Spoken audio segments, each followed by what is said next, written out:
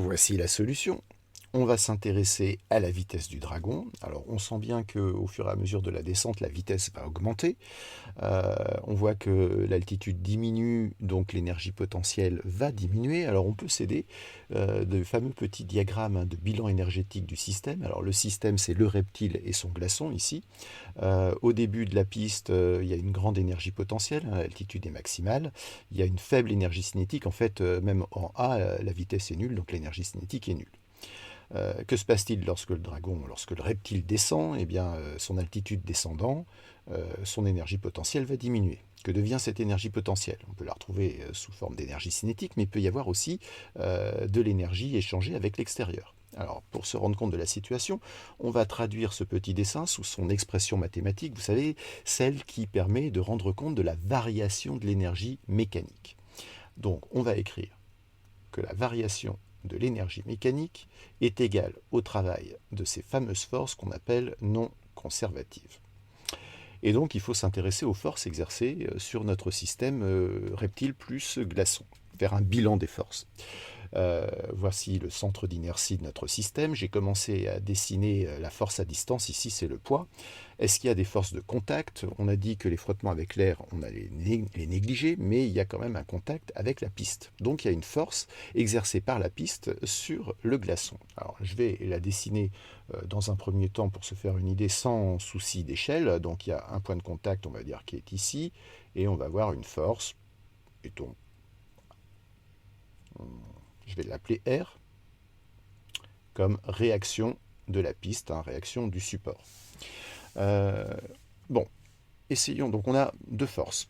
Il nous faut uniquement les forces non conservatives. On sait que le poids est une force conservative, donc on va laisser de côté le poids, il n'intervient pas, son travail n'intervient pas dans cette expression. R, intéressons-nous à R ici. Alors j'ai dessiné le glaçon, on imagine qu'il se déplace vers la gauche avec une certaine vitesse. Regardons ce qui se passe lorsqu'on a des frottements avec la glace ou lorsqu'on n'a pas de frottement avec la glace. Donc je vais dessiner la réaction de la piste. Je vais partir donc d'un point de contact par exemple ici. Donc voilà, la force exercée par la piste est dans cette direction-là.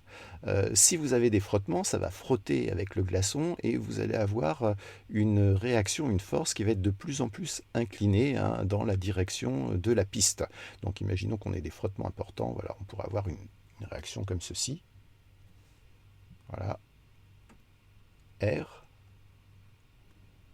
Et la composante de R sur le plan de la piste, eh bien, va vous donner en fait la modélisation des fameuses forces de frottement.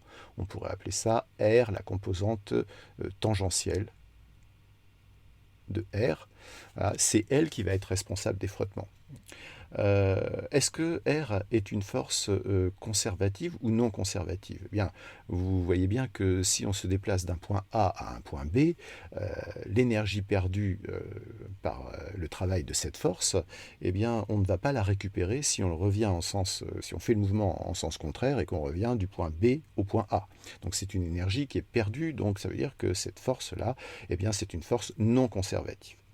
Donc on va faire intervenir son travail ici, donc il va falloir écrire que la variation d'énergie mécanique est égale ici au travail sur AB de la seule force non conservative, c'est-à-dire la réaction du support R.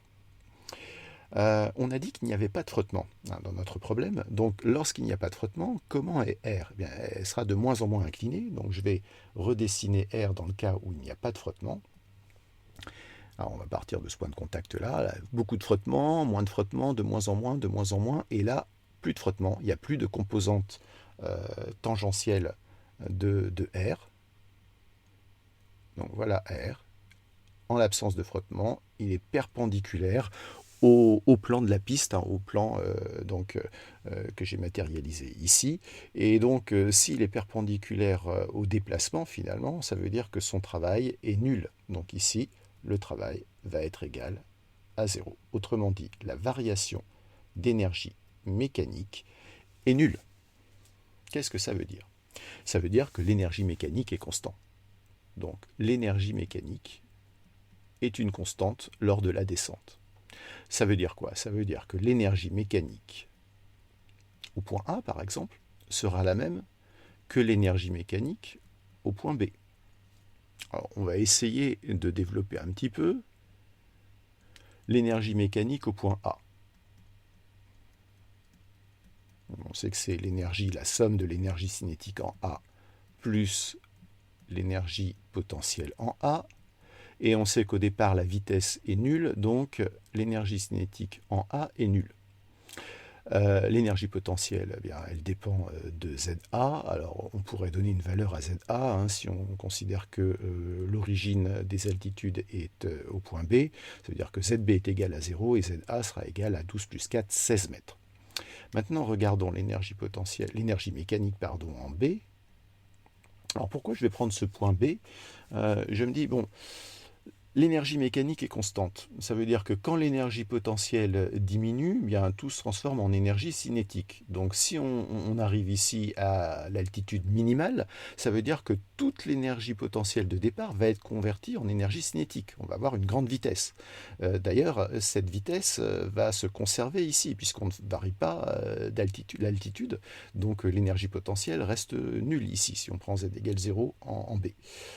Qu'est-ce qui va se passer lorsqu'on remonte sur la petite colline, là, ici en C? Eh bien, l'énergie potentielle va réaugmenter, et donc vous allez avoir une perte d'énergie cinétique, donc la vitesse va diminuer. Donc on voit que en VB, on aura la vitesse max. La vitesse max est en VB. En C, ici, on aura une vitesse qui sera plus petite qu'au point B.